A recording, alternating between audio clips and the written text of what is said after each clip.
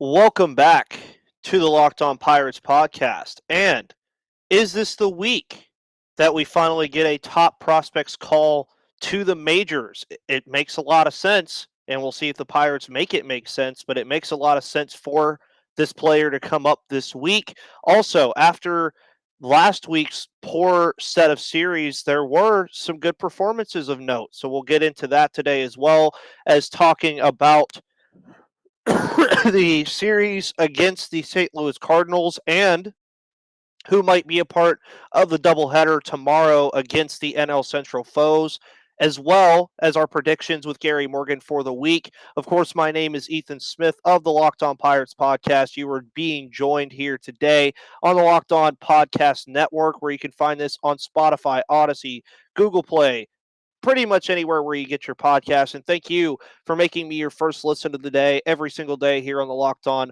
Podcast Network. Of course, on the ticker on the bottom, you'll see my Twitter and the at Locked On Pirates Twitter on the bottom the entire episode. So with that said, let's have a fun episode with Gary Morgan. You are Locked On Pirates, your daily Pittsburgh Pirates podcast.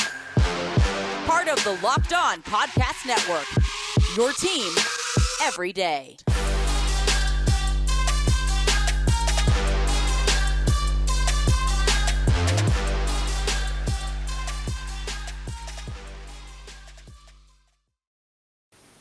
All right, everybody. Welcome back to the Locked On Pirates podcast. Of course, when you see Gary Morgan on the screen, you know it's Monday. It is Monday, June 13th, and I think everybody's happy that a new week has started. Despite, however, some people see a week starting, some people think the week starts on Sunday. I always think it starts on Monday. But the Pittsburgh Pirates are probably very happy to be out of last week's debacles of just a bunch of different things. Except the fact that before we get into that in the next segment, I will say the Atlanta series looks a ton worse than it really was, I think. That's just my thoughts on that, but we'll get into that later. But, of course, on Mondays, we are joined by the wonderful Gary Morgan, who last night and Friday, I believe, on Inside the Bucks Basement, his awesome website that I occasionally write for, brought up the idea of a certain top prospect finally making his debut in Pittsburgh in 2022 this year. Let me, before we get into this, I'm tired of hearing it. I'm going to fix everybody's notion. Oneil Cruz is not making his MLB debut. He made it last year in October. He already has his first hit. He already has all that. All of that is past. Can he still win Rookie of the Year? Yes. He played 2 games. He's still rookie eligible. Anyways, Gary, you've been hearing rumblings about it. I started noticing rumblings about it. No, I'm not part of the media, so Gary probably has a better gauge of this than I do. But what day or what time are we expecting the unicorn to finally leave Narnia, or as they like to call it, Indianapolis, and finally make the call to Pittsburgh? I think it'll be this Friday. Beginning of the new homestand for the Pirates. Makes a lot of sense for a whole lot of reasons. On top of it's what I've heard. And I'm seeing that other bigger, more important names than me out there are reporting it too. Jason Mackey's starting to post some rumblings. Dejan Kovacevic is saying, by this Friday. So, I mean, he's even leaving the door open that it could be earlier than that. But I do believe Friday it's going to happen. And how could it not? I mean, what he's done in the last 2 weeks, he's just crushing the ball. He's crushing the ball, and even defensively, he's kind of cut down on the errors quite a bit in the last couple weeks. So he's going to come up here on, I believe, Friday, and I believe he will be your starting shortstop at least for a good stretch once he comes up here. And to even further go to your point, and I know on the last couple of episodes you've been on, we've talked about sample sizes being not overly important. They're not overly unimportant. They're not like the make or break to a player's career here. But since May 1st, Oneil Cruz, I looked this up, is hitting 274, 381, and 538. That plays, I would assume. Since May 1st, Pirates shortstops are hitting 181, 246, and 275. I don't think it takes a NASA scientist to figure out that 274 is a ton better than 181. Now, there's a caveat to that. Looking at who's been playing shortstop and all that stuff, there's certain guys pulling that number down and certain guys pulling that number up. But at this point, when do the excuses stop for bringing up Oneil Cruz? You don't have an excuse anymore. After this past week, which we'll get into, you're 10 games under 500 now. You're doing what you want. I've told everybody who listens to this podcast, and I've heard people say it, this team isn't trying to win this year. They never were. Me and Gary talking about optimism last week before they went on this skid of 6 games was valid. They were 4 games under 500. That was valid optimism. I think they'd be happy to win, and I think they'd try to win. I mean, they're trying to put up good players, and they're trying to put together a decent rotation. It's a work in progress. That's what this year is. I told everybody, really 2 years ago, but I reinforced it before this year. Come September, you will like the way this team looks. It will be more interesting to you. You will have questions going into the offseason that you did not have last offseason. There's going to be a lot of, man, and we didn't even see this guy. And man, where's this guy figure in? It's going to be pretty cool, man. And I think by the end, I think we'll probably like it. And with some trading, I do believe there's still going to be some trading. I don't think you're going to change the makeup all that much. No. Now, Cruz, I just think everybody just needed to maybe embrace the reality a long time ago. Of course, they're doing Super 2 with Oneil Cruz. And this team, I really don't even care who the owner is. It just is not going to be paying for somebody that has the potential to become what he becomes. So you may not like it now, and I get that, and it may be wrong, and you want to whine about all that stuff. The players left that ability in there in the CBA. The owners left that ability in there in the CBA. Nobody looked to address it. It is what it is. Yep.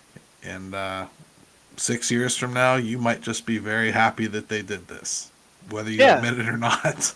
And that's all the there thing. is to it. And that's the driving point I always made about it is like, cool, we get to deal without Oneil Cruz for 3 or 4 months and then keep him for an entire extra year 6 years from now. So, I mean... And much like committing a crime, you always have to say allegedly because, you don't really know when that date is, even though I'm pretty sure we're all past it, so...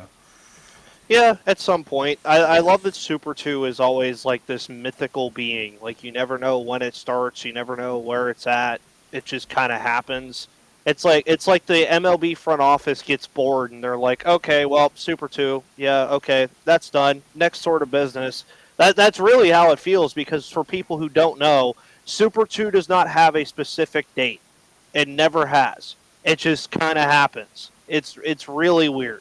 I'll be honest. There is a formula for it, but it's a convoluted formula. You probably have an easier time figuring out E equals MC squared than you would when the Super 2 date is, but everybody generally accepts when it kind of expires. Yeah. They usually overshoot it by a week or two just to make sure. And that's all that's happening here. And again, it's not explaining it and understanding it and getting past it is not an endorsement of it. I don't like the system. But again, I kind of blame the players and the owners for not changing it. So yeah, you leave loopholes in, guess what? You leave loopholes in the tax code. Guess who's not going to pay them? People that have enough money to make sure they don't have to. Exactly. The other cool thing about this is looking into the player-based incentives, though. It's going to be real interesting to see if Oneil Cruz, when he comes up, how he plays, and if he can get into that Rookie of the Year conversation, because I still think he has plenty of time to do so. Some people would say no. I don't think I'm so not. this year. Yeah, too The only late. reason I don't is because, I mean, just think about the work he'd have to do just to catch Jack Sawinski. And Jack Sawinski's not even the top rookie right now. You know, Yeah. I mean, you probably have Mackenzie Gore that I think is probably leading all rookies Oh, yeah. right now, and very good chance he's going to win it if he finishes out the way he has. Um, but I mean, just to catch up to Jack, he'd have to do some work, right? I mean, like it's not a given. We'll just say Hmm. that. And with you bringing up Jack Sawinski, we're going to get into, albeit the series were not great in terms of wins and losses, but right now, wins and losses or whatever at this point, I guess. But there were some notable um, performances in those games that we got to see. But before we get into that, of course, our next partner has a product I use literally every day. I started using Athletic Greens because, I didn't have the time. I wanted better gut health, more energy, an optimized immune system, and I wanted a supplement that actually tastes good. And I wanted to see what the hype was all about. So, what is this stuff? Well, with one delicious scoop of AG1, you're absorbing 75 high quality vitamins, minerals, whole food source superfoods, probiotics, and adaptogens to help you start your day right.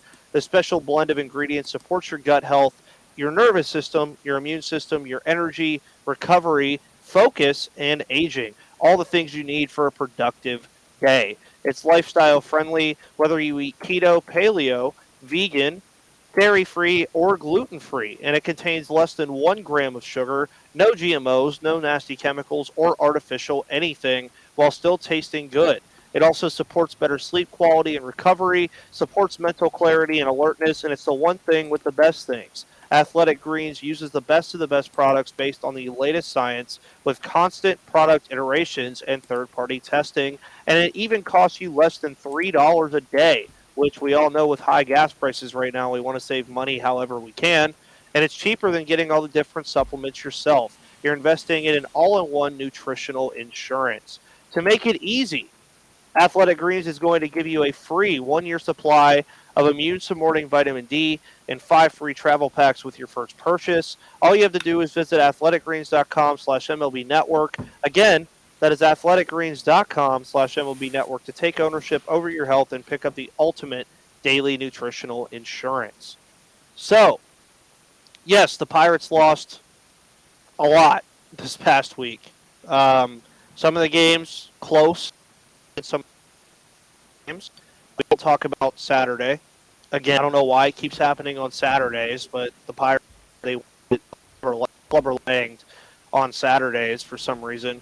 But there was some notable stuff to talk about from a lot of these games, and specifically younger guys. Tucupino Marquez continues to impress.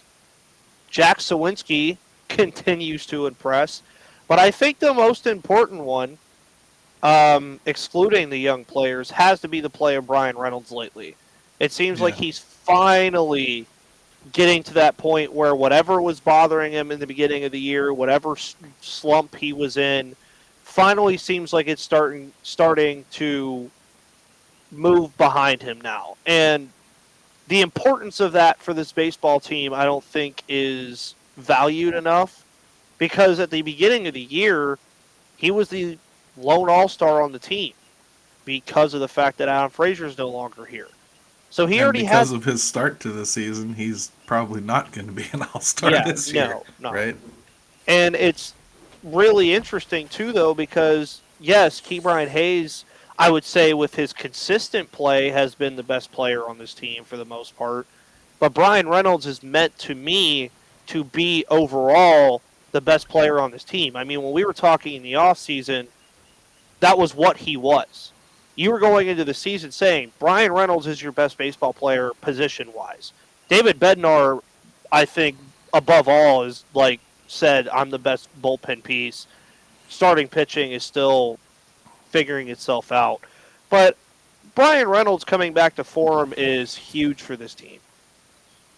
Very. And I mean, without without Brian Reynolds being a star player, uh, it's real hard to envision everything coming together and this team starting to form a little bit, right? Yeah. And that I could say the same for Brian Hayes. I could say the same for like if David Bednar got the yips and couldn't throw a strike anymore. When you start taking those pieces that are locked in as we're pretty positive this is a good player, it kills you.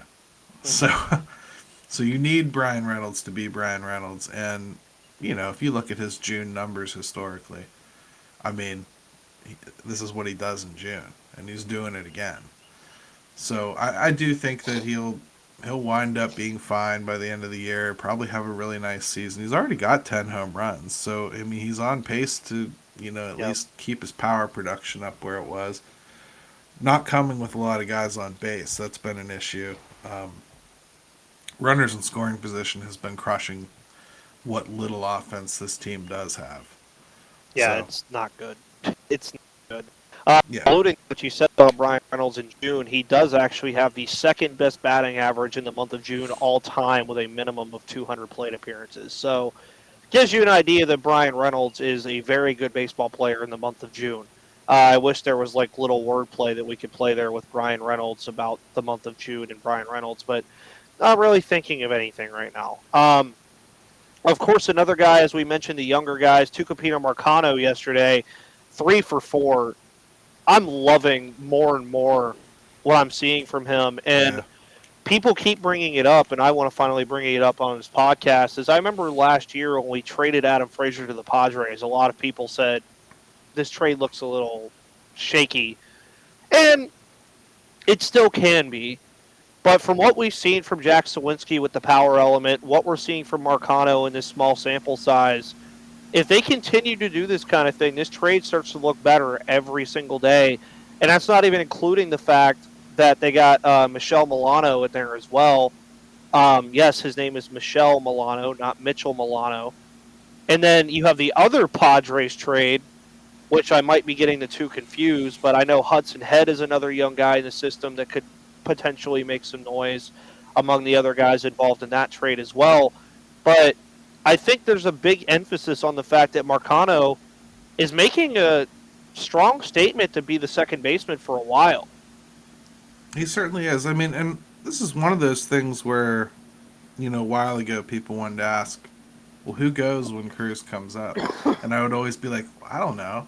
The reason that I don't know is because I think they actually have a pretty sincere, open competition going on for positions right now and spots in this roster. And if you asked me 2 weeks ago whether Marcano or Diego Castillo was likely to go down, I would have told you Marcano every single day. And now I'm kind of like, I don't know. I kind of like what he provides at the top of the lineup. They've been batting leadoff now. He's playing really solid defense. He's shown some pop. He's got this knack for slap hitting, which I don't think anyone else really does. He seems to just be more than happy to take those singles and let his speed turn it into something else. Yep. I think you need players like that. You can't have everybody swinging for the fences, especially people that shouldn't be. Yeah. So I like what he provides, and I think he's kind of carved out a little niche for himself. He's certainly at least made himself part of the conversation, whereas before the season, I don't think there were a lot of people really putting much stock in him. So, me included. I mean, he's exceeded my expectations for what I thought he could provide up here. Oh yeah, and I also think it's hilarious, by the way, too, that like all of these rookies that are coming up are all left-handed, like Cal Mitchell, Jack Sawinski, Marcano. It's all they have, and it's really the next level too. Oneil Cruz, Kanan Smith-Njigba, Mason Martin, Bly Madris, and yeah, so and that's where I think the front office is going to have to go and look and say, hey, we're going to have to get some righties here. Because if they don't, and they start becoming a competitive team, and you have all these players batting left-handed, you get into a wild. Well, is the wild card still a thing again? No, it's not. I forgot. New playoff format. Ha ha! Pirates avoid it. Yeah, they finally fix it. Freaking sorry. I always get so mad about that, dude. Like literally again. I'm 23 years old. To everybody watching, there's old people that are older than me that have seen way worse happen to the Pirates. I'm sure. But when you watch this team, and that's the only time I've ever seen them win, and they had the second best record in baseball and lose to Jake Arrieta, now I see that they changed the playoff format and they could have avoided that completely or still played them, but played 3 games against them. Makes it a little annoying. Well, But, you can not worry about the old people because they're just still irritated there is a wild card. yeah, We remember when you had to win the NL West or NL East in order to get into the playoffs to begin with. So, yeah, I think you're kind of preaching to the choir a little bit, but we've also let the horse out of the barn. So that is it is true. what it is. As far as yeah. like the lefty righty thing though with the Pirates, I think if you look at the splits, some of these lefties actually hit lefties better than they hit righties. Like Marcano is one of those actually. So it may not be as mission critical as it seems, but I do think still you're gonna have to get some kind of right-handed power option. Somebody's got to come through there. Maybe that's gonna be Peguero. Maybe that's Gonzalez. Henry Davis. It's not like we don't have those in the system. It's just they're not here. And Oh, yeah. let's not pretend that next year we're not playing the exact same game with Nick Gonzalez and Leopard Peguero and potentially Henry Davis when the time comes. So I'm not going to get too out in front of that. But Okay. Yeah, I mean, yeah, it's going to look exactly the same next year, I think. You're going to be dealing with the same stuff, just different names. You guys know the age-old adage, same bleeps, different day. But, of course, right before we actually start previewing St. Louis and Pittsburgh, St. Louis now first place in the NL Central because it seems like nobody wants to win this division. If you want to bet on who's going to win this division, make sure you go to Bet Online. Of course, Bet Online is your #1 source for all of your betting stats and sports info. If you want to bet on Pirates and Cardinals tonight, the Cardinals are -185 favorites, meaning if you bet $100, you will win $85. The Pirates, of course, if I look right now, are +165. So if you bet $100, you'll win $165, if I'm doing my math correctly. But the Pittsburgh Pirates, of course, losers of their last 5. The Cardinals, winners of 2 out of their last 5. So not exactly 2 hot teams. So maybe you want to go bet on this game. Maybe bet the under on runs or over on runs, however you want to do it. Find all of the latest sports developments, news, and odds, including this year's NBA Finals, the NHL Finals, or the Stanley Cup Finals, sorry, MLB, and, of course, all the latest fighting news from MMA and UFC to boxing. BetOnline is your continued source for all your sporting wagering information, including live betting, esports, and more. So head to the website today or use your mobile device to learn more about the trends in action. And, of course, BetOnline is where the game starts. Previewing this Cardinal series, there was a very big missed opportunity tonight, and I am mad.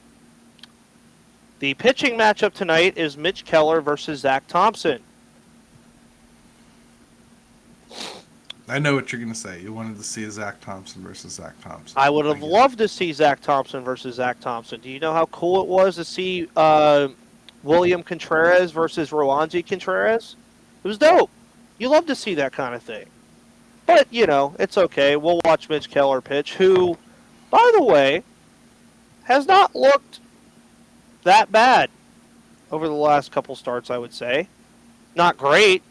Not anything to write home about. But you look at the pitching matchups, as we always do when we preview a series. You have Keller versus Thompson. And then the doubleheader game 1 has the Pirates listed with Liberatore and Brubaker. And then game 2, of course, is undecided versus Miles Michaelis, and then Contreras versus Palante. So, interesting pitching matchups all around. Again, as I mentioned, the Cardinals are now #1 in the division, so we'll see how that all pans out here. Yeah. What do the Pirates need to do to get back on track against the St. Louis Cardinals? St. Louis Cardinals have their number, man. I don't know. I didn't think this was going to be a fun 8-game stretch. I still don't. Um, I don't necessarily expect a lot of good. You'd like to think they can split a doubleheader. You know, kind of hope that anyway. Um, I'm wondering who they're going to call up to pitch that game, or if they're going to call anyone up at all. Yeah. Part of me thought might be a good time to go ahead and make Oneil Cruz the extra man for the doubleheader and just bring him up that day and just leave him here. But I mean, it could be a pitcher. If it is, man, I kind of feel like it has to be Cody Bolton. But I don't know. I don't know if that's how I want to go. And you'd have to make a 40-man move, which they could do by putting Max Kranick on the 60-day IL. I don't know. We'll see. Maybe they'll just go in-house. Maybe they'll let a bullpen game take over and just have Crow open. Something like that. We'll see what happens. I don't want to watch an opener again, Gary. I don't want to watch it again. It worked for like a month, and then they kept doing it, and it didn't work. I'm literally losing my voice because of it. Well, I mean, what if your alternative to that bullpen game was Bryce Wilson? Because it might be. I think my silence speaks volumes for everybody that's not on YouTube there. You all saw my reaction, but yeah, that trade, by the way, getting into that now that we just played the Braves, I was talking to a couple Braves fans, and they said, "How's Bryce Wilson doing?" And I just clipped his stats. They said, "Oh, he's not doing that great." I said, "I mean, yeah, he's not." That trade didn't work out for either team, like at all. No, but I mean, that trade Rodriguez wasn't as good as his numbers said he was anyway. I mean, it was or a apparently one-pitch is pitcher. this said either. Yeah, he Sorry. was a one-pitch pitcher. He was, using, so like Yeah. not great. That was even pretending that he wasn't using the sticky stuff, which I think we all know he was, and his career is probably pretty much over. So it is what it is. Bryce Wilson, maybe they could still turn him into something. We'll see. Even if it's a bullpen piece at some point. That's what I was just about to bring up. I think after seeing what they did with Will Crow and the success he has, you might as well try it with everybody. Like, I mean, like if or not everybody, but like a starting pitcher who's struggling, you might as well try it. I mean, if it doesn't work, it doesn't work. It's just how it is. I mean, they learned that the hard way with Cole Tucker. If it doesn't work, it doesn't work. I mean, and again, still phenomenal, by the way. I talked about that last week about how his career arc kind of led him back to Arizona. I think that's still a really cool thing for him, but he's technically not. Well, yeah, he is. I think their AAA team is in Arizona. I always forget with minor league teams, man. It's all over the place. But predictions-wise, I think we both kind of agree that this Cardinal series is going to be a little rough. It doesn't get any easier over the weekend against the San Francisco Giants. The last time we predicted this with a rough week was when they played the Dodgers and swept the Dodgers. So, what do we expect in terms of a win total this week between two teams who I believe are the Giants leading their division right now, or are the Dodgers still in first? Dodgers are still in first by a couple games. Okay, so two teams that are definitely going to be in the postseason, I think. I don't know if I'd go definitely on the Giants yet. I think that division's going to beat somebody down, and I don't know if they have the horses for the whole race. But I think, and the Dodgers with pitching they're actually hurting a little bit. Yeah. I mean, the window's open for the Padres if they could just somehow get out of their way and start playing like the super team they thought they assembled. But regardless of that, the Pirates record, I don't know, man. I think they'll do better in the home series than they will in the St. Louis series, but I'd like to think they'll take one or two here. Let's give them 3 wins this stretch. 3 and 4. Yeah. I was going to lean more towards 2 and 5. That's just where I was, but 2 to 3 wins sounds pretty good. I would say. But, I mean, they have been very good against the NL West this year for some reason. I don't know what in the world. Not just the Dodgers. I said the NL West. I think, have they lost a series to the NL West yet? I don't think so. Yeah, so, I mean, well, yeah, they did. Oh, They, Colorado. yeah, they lost to the Rockies. Yeah, they ended up salvaging a sweep against the Rockies, by the way, by scoring 10 runs. I remember that game very vividly, actually. But 2-3 wins this week. It's still going to be a fun week. We expect Oneil Cruz to be up, hopefully, at some point this week. So, of course, I'll have an emergency podcast coming out whenever that does happen.